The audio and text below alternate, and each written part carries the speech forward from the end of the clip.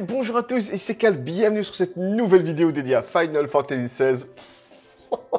Je suis au top, ça fait longtemps, mais vraiment longtemps que j'ai pas autant kiffé une attente, être hypé, ça me fait plaisir. Attendez, hein, parce que la webcam, elle est trop blanche, la purée, on dirait un vampire. Oh, t'es déconné les gars, là, je suis trop white, là. Ah, là, c'est mieux comme ça. Oh là, c'est mieux comme ça. J'ai pris un peu de couleur. Ça fait plaisir de pouvoir me hyper de nouveau. Et vous êtes blindés. La vidéo que j'ai sortie hier, elle cartonne. Pourtant, je l'ai sortie à plus d'1h du matin. Ça veut dire que sur YouTube, en fait, on a un classement sur les 10 dernières vidéos. Attendez, je vais vous montrer. C'est intéressant aussi, c'est intéressant. Je vais vous montrer. Voilà. Je vous montre. Hein. La vidéo, elle est en train de cartonner, en fait. Hein. Et pourtant, je l'ai sortie à quasi 1h du matin. On voit qu'ici, classement par vue, c'est la première sur 10. Ça veut dire qu'elle est à 1700 vues. Au même moment, ça veut dire, au moment où j'ai sorti la vidéo, ça fait maintenant ça fait des heures. Au même moment, la Final Fantasy VII Remake, quand je parlais de Sid, elle était à 1400 vues. D'accord? Au même moment, hein, là, celle de Final Fantasy XVI, elle est à 1700, en sachant que toutes ces vidéos, je les ai toujours sorties vers les coups de 18 h, car d'après YouTube, 18 h, c'est le meilleur moment pour sortir une vidéo. Celle-ci, je l'ai sortie à 1h du matin. Et elle fait beaucoup mieux que Final Fantasy VII Remake à ce moment-là, hein, parce que Final Fantasy VII Remake, la vidéo, elle est plus à, je crois qu'elle a 4500 vues, mais on voit l'intérêt que les gens portent à Final Fantasy XVI, c'est tout à fait normal, et la vidéo, elle est en train de cartonner. Voilà, 1700 de vues, ça fait plaisir. En tout cas, je vois qu'il y a de l'engouement pour Final Fantasy XVI et ça, je suis vraiment content. On est sur le site officiel et on va aller voir les updates qu'ils ont mis. Mais c'est surtout pour revenir sur les personnages et voir les nouveaux artworks qu'ils ont rajoutés. Je suis impatient. Mais avant toute chose, on va revenir sur la liste des personnages. Voilà, personnages, plus d'infos. Et on va relire vite fait ensemble les personnages et essayer d'extrapoler avec ce qu'on a vu du premier trailer. Alors, Clive Rosfield, notre héros, est le fils aîné de l'archiduc de Rosalia. Tous s'attendaient à ce qu'il se révèle être l'émissaire de Phoenix. Mais le destin a voulu que ce soit son frère cadet, Joshua. Là, on peut déjà faire un petit parallèle avec Final Fantasy XV, avec Ardyn et Somnus. Normalement, c'était Ardyn qui devait être l'élu du cristal. On revient avec cette histoire de cristal, alors que ça a été Somnus. Mais Somnus a tout fait pour, c'est pas la même chose. On voit déjà un petit parallèle entre les deux et moi, ça me fait plaisir. Même si c'est pas le cas, moi, quand je lis ça, c'est comme ça que je le ressens. Clive décide alors de se consacrer au maniement de l'épée. Âgé d'à peine 15 ans, il remporte le tournoi d'escrime de la cour, ce qui lui confère le titre de gardien de Rosalia, chargé de protéger Joshua. On revient à Final Fantasy XV, Gladiolus, le bouclier du roi, en nouveau ce cheminement de protéger le futur roi, le futur chef, comme Gladiolus protège Noctis. Ces derniers temps, ça parle beaucoup sur Twitter. Ouais, il y a beaucoup trop de copies de Final Fantasy XV, on voit des clins d'œil à Final Fantasy VIII. C'est Final Fantasy, ils font ce qu'ils veulent, c'est leur saga. S'ils ont envie de faire des clins d'œil aux autres jeux, je vois pas où il est le problème. S'ils ont envie de faire des clins d'œil à d'autres opus, ben tant mieux. Les fans, ils kiffent. Moi, j'adore ça. J'avais mis une photo sur Twitter où on voit Clive et Jill, il est comme ça et Jill à côté. C'est clairement une référence à Final Fantasy VIII lors du rendez-vous dans la serre de combat de Squall et de Kistis. C'est flag. Ça fait plaisir. Les gens se plaignent. Ils ont pas d'imagination. C'est un truc de fou. Les gens sont jamais contents. Bon, continuons. Ça, je peux partir pendant des heures. D'autre part, il a reçu la bénédiction de Phoenix, ce qui lui permet d'utiliser une partie du pouvoir du feu de ce primordial. Normalement, à la base, Clive, ça devait être lui l'émissaire de Phoenix. On est d'accord, mais ça veut dire qu'il a déjà un potentiel latent en lui. Et le fait qu'il reçoit la bénédiction de Phoenix, est-ce que c'est ça qui lui permet de lancer la magie du feu ou il peut déjà le faire? C'est ça que j'ai envie de... Vu qu'à la base, ça doit être un émissaire. Ouf, ça bouillonne, mais c'est ça qui déchire.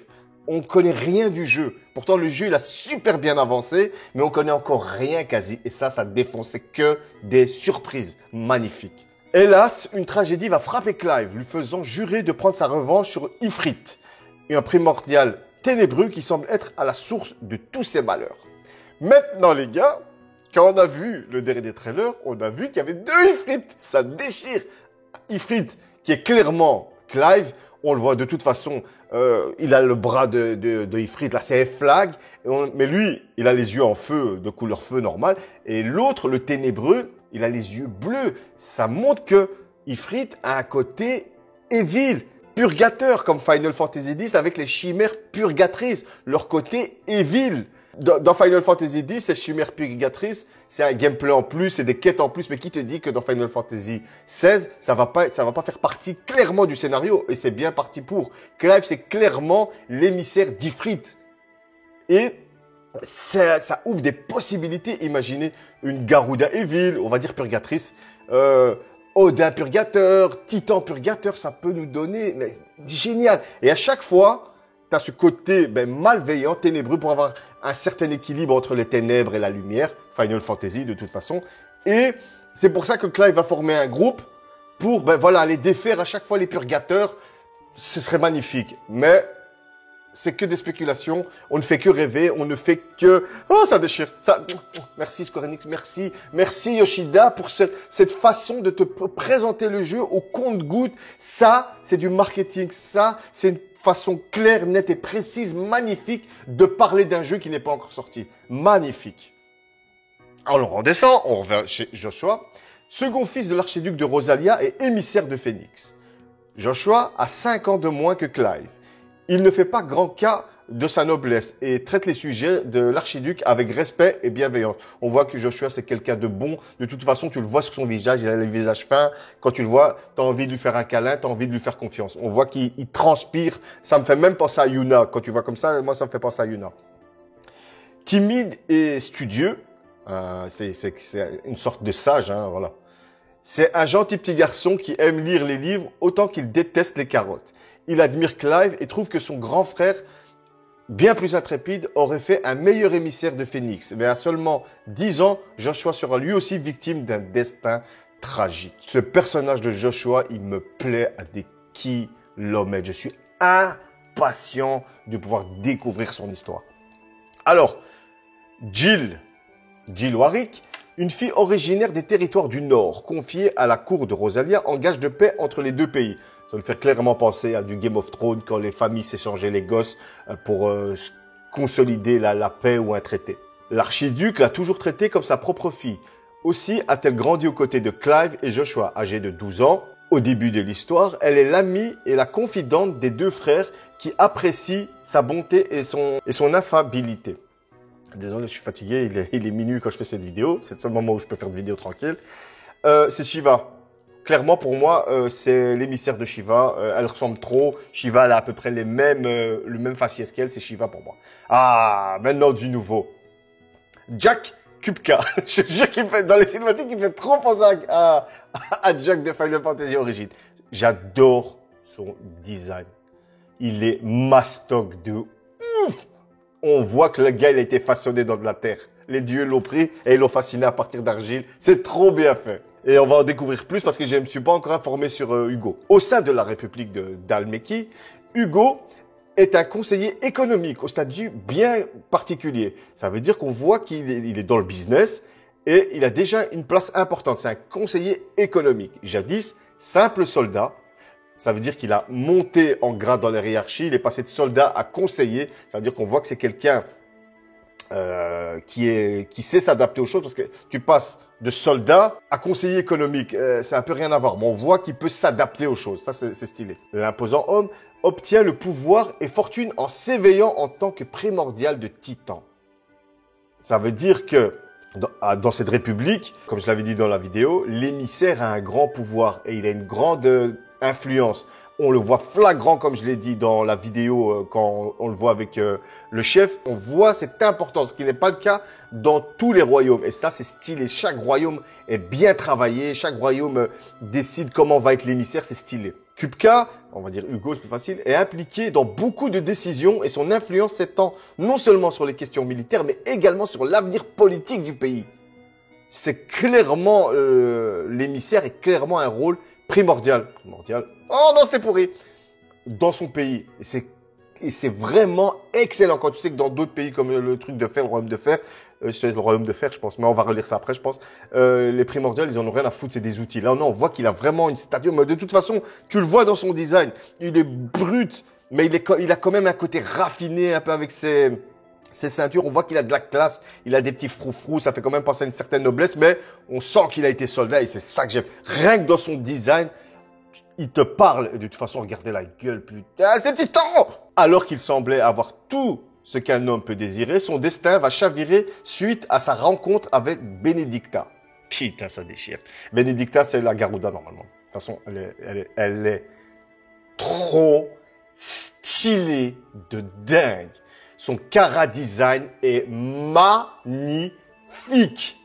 On voit bien que c'est un truc de Garuda. Elle a une plume ici. L'adresse à l'épée de Benedicta et sa capacité à mener à bien les missions les plus ardues lui ont permis de se hisser au poste de commandant du corps d'espionnage de l'armée valdoise.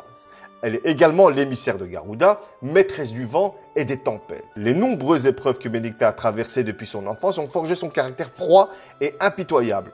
C'est d'où le fait que c'est Garuda.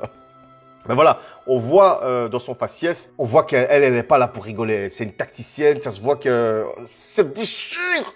Mon Dieu, vivement plus d'infos. Ahun ont forgé un caractère froid et impitoyable. En suivant la piste du mystérieux émissaire du feu, c'est le gars qu'on a vu en feu comme je vous avais montré dans l'autre vidéo, elle croisera le chemin de Clive lui-même à la recherche d'Ifrit, un primordial ténébreux. J'aime bien qu'il sait parce qu'il précise primordial ténébreux et pas primordial. Primordial ténébreux. C'est peut-être la face cachée des primordiaux.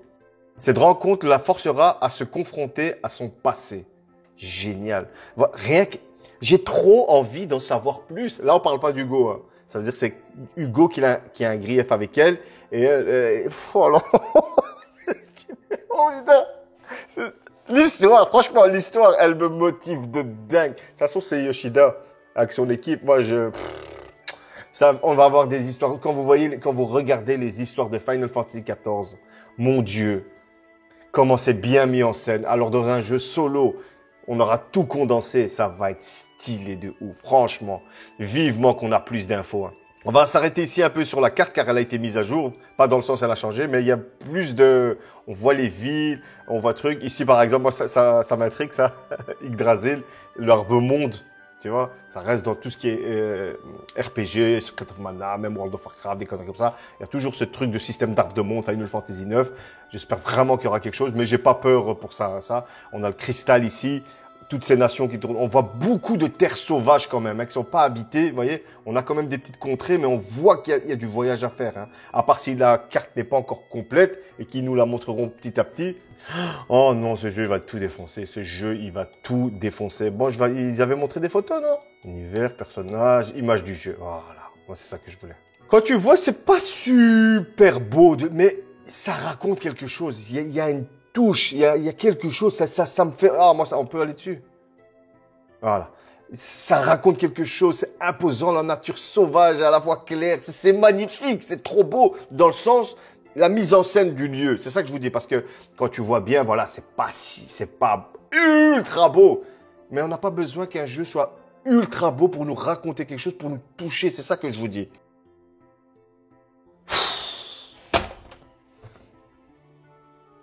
C'est pas la classe, c'est pas la classe. Encore une fois, c'est pas hyper beau, tu vois, mais le rendu, il est magnifique. On voit Clive ici de derrière, on voit l'imposant, on voit que c'est loin. On voit ce monument ou cette montagne imposante et juste à sa base, on voit une ville. C'est excellentissime. On sent, quand tu vois cette ville, cette image, tu sens que Clive, il doit faire quelque chose ici et que c'est plus grand que lui. Ça déchire avec des images avec le coucher de soleil. Oh non. Puis on me demande pourquoi je kiffe Final Fantasy. C'est stylé. Franchement, je suis impatient de pouvoir jouer avec Clive. Impatient. Voilà, on a d'autres screens.